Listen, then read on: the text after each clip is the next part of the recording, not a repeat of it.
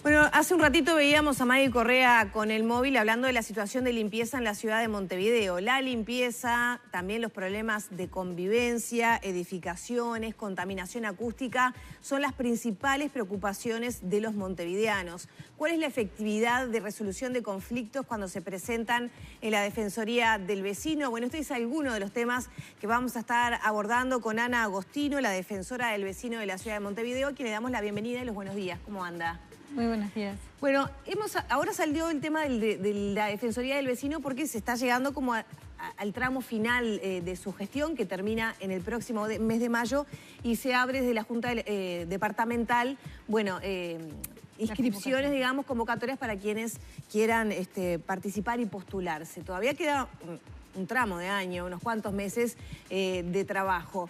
Me gustaría comenzar por esa parte. No hay posibilidad de reelección. Me parece muy bien comentarle a toda la ciudadanía para que conozcan también cómo es el procedimiento de elección. La Defensoría fue creada por un decreto de la Junta Departamental, que originalmente preveía 6 años renovables a 3, pero luego se modificó, y el decreto vigente lo que establece es que la persona es electa por un periodo de 5 años no reelegibles. Esos 5 años se cumplen en mayo. Y también está previsto cuál es el procedimiento que tiene que seguir la Junta para crear una comisión especial, abrir la convocatoria para que la ciudadanía pueda presentar candidaturas y luego el Pleno de la Junta elige a la nueva titular de la institución. Ese periodo de presentación de candidaturas, en el mes de diciembre podían presentar los propios ediles y edilas, pero desde, en realidad, una fecha muy fea, porque era a fines de diciembre, se abrió, y hasta el 22 de febrero, o sea, hasta el próximo viernes, las organizaciones sociales, colectivos de vecinos, la academia, los propios partidos, pueden presentar candidaturas. Lo único que hay que hacer es llevar el currículum de la persona a la mesa de entrada de la Junta Departamental, y luego la comisión evalúa los posibles candidatos. ¿Hay interesados en ser defensor del vecino? Bueno, por el momento, hasta el 22 de febrero no vamos a saber, porque los recibe la Junta Departamental. Yo invitaría a la gente interesada, porque es una tarea muy interesante. O sea, yo en estos años, tú nombrabas algunos temas, ¿no? Pero yo creo que lo más importante de la Defensoría es ese diálogo permanente con la ciudadanía, no solo porque se presenta directamente, sino porque nosotros vamos, visitamos. Yo en estos casi 5 años he recorrido todo Montevideo, el más urbano de los municipios B y CH, el central, cada uno de los barrios más alejados, el Montevideo rural, reuniones con vecinos en los propios barrios, iniciativas colectivas. Hemos sentado en una misma mesa a autoridades y a los vecinos, a dueños de comercios, a dueños de boliches, a instituciones de otro tipo. Hemos hecho mediaciones comunitarias con los propios vecinos, con instituciones. Realmente quien quiera aportar en Montevideo, esta es una institución desde la cual se puede aportar muchísimo. Nosotros creemos, yo ya terminé de armar el informe del último año, está en diseño, ya lo entregamos, y como es el último de mi gestión, hicimos como un balance y un informe de los temas principales, de cómo se ha aportado a la política pública. Y los temas que hemos trabajado son de una enorme diversidad, o sea, saneamiento. Cuando decimos saneamiento, bueno, Montevideo es una de las ciudades más saneadas de América Latina, la mayor parte de la ciudad está saneada. Sin embargo, hay una saneada en el sentido del colector, pero hay una cantidad de zonas todavía que no tienen, pero que sí se han hecho propuestas sobre otras formas de saneamiento. Hemos trabajado con la Facultad de Ingeniería. O sea, cada tema nos ha llevado a investigar, a proponer, a reunirnos con vecinos. Entonces, realmente yo creo que es una institución que juega, en primer lugar, en todos los países de América Latina que se han ido consolidando democráticamente, estas instituciones existen. Porque es la garantía que tiene la ciudadanía de que cuando no tiene respuesta de la autoridad, hay una institución que está ahí para escucharlo. La medición de la efectividad de instituciones así es un poco injusta a veces, ¿no? Porque se mide por si el vecino lo mide, si se le solucionó el problema y no depende solo de esta institución, que es la articulación, sino de la respuesta que da, en este caso, la intendencia o de la institución que corresponda. En ese sentido, ¿cuántas soluciones efectivamente se solucionaron más allá del paso de mediar, de dialogar, de entenderse? Lo que tú decís es exactamente así, porque el Ejecutivo no es la Defensoría. La Defensoría puede intervenir, puede acelerar procesos, puede recomendar, pero finalmente quien lo vaya a hacer es la autoridad departamental o municipal. Capaz que como ejemplo de tu pregunta, nosotros este año, por ejemplo, tuvimos 1.053 asuntos en el 2018, de los cuales 982, o sea, el 93% se concluyeron. Algunos son consultas y otros son reclamos, o sea, los reclamos donde la persona tiene un número de expediente, no se solucionó. De los reclamos, el 77% al finalizar el año estaban concluidos. En algunos casos, como tú decís, se concluyó, puede ser que no se haya solucionado el problema, porque en algunos casos el reclamo de la persona puede no tener solución.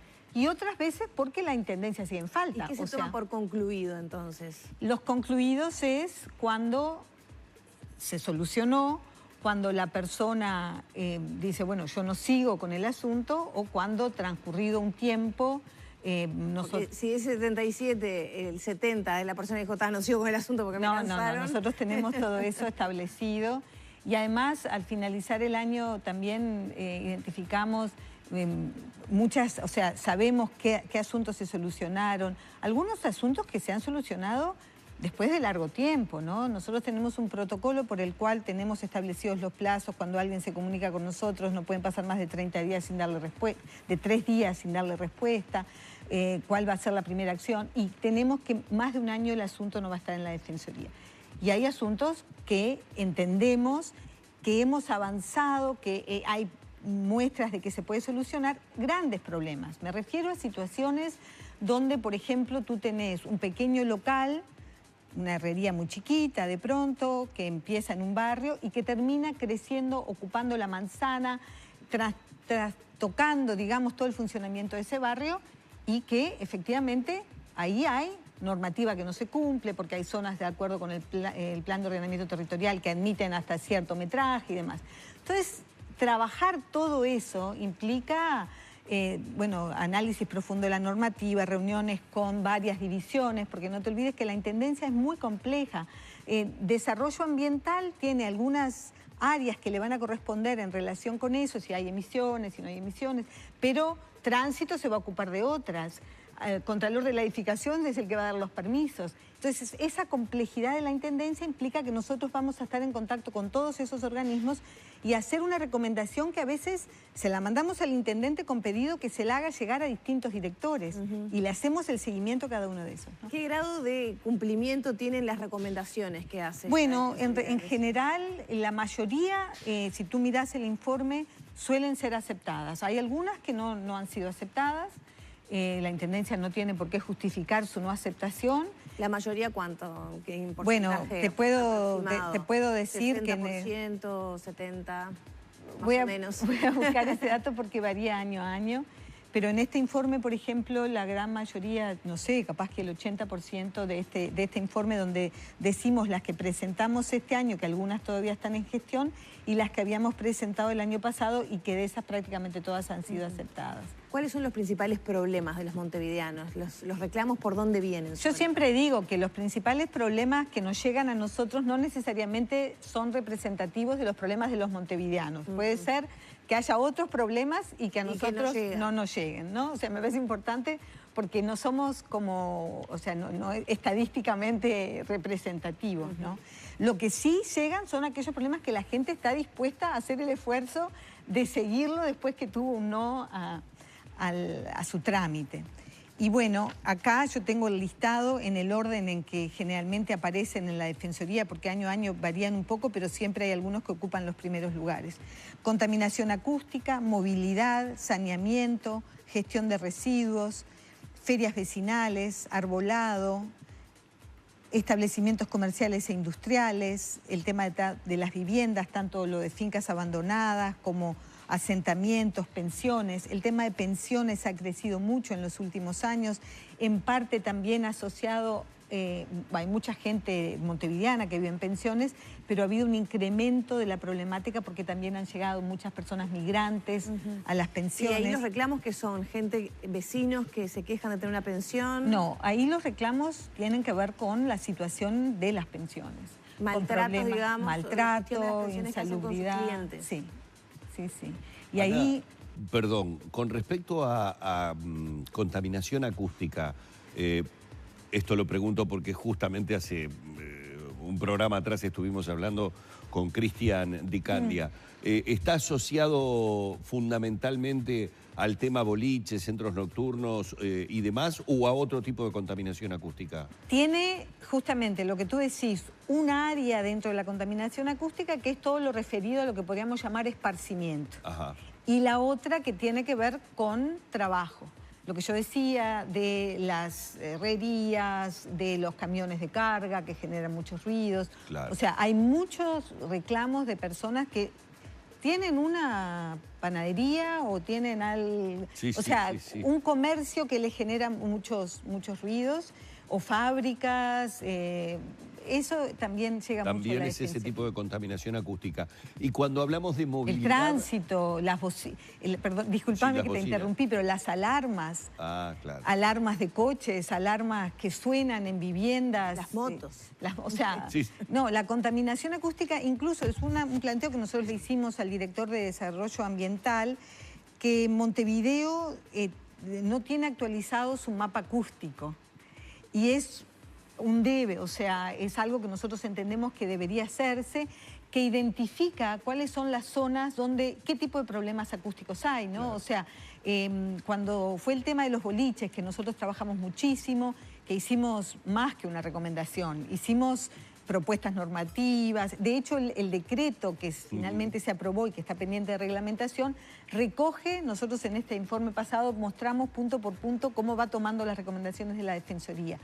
Pero ahí, en su momento, también habíamos planteado hacer un mapa acústico de la zona de boliches, claro, para que cuando se otorgan permisos, no se otorguen en esa zona que ya está saturada acústicamente. Claro. Entonces, ahí hay unos pendientes en temas acústicos que se ha trabajado mucho con la Facultad de Ingeniería, con el INFIA, y me parece que es un tema que Montevideo realmente tiene problemas. O sea, lo que tú decías de las motos picadas, que son problemáticas en sí mismo, pero que además generan esos ruidos que molestan el entorno, ¿no? Ana, para cerrar, porque me quedaba la duda, movilidad, que la veo que está en segundo lugar, ¿a qué se refiere? Movilidad es todo lo referido a transporte público, que como ustedes saben, seguramente nosotros integramos el Consejo Consultivo de Transporte y uno de los logros del año pasado fue la generación de la coordinadora de usuarios, que pasó a integrarse en una mesa junto a las empresas,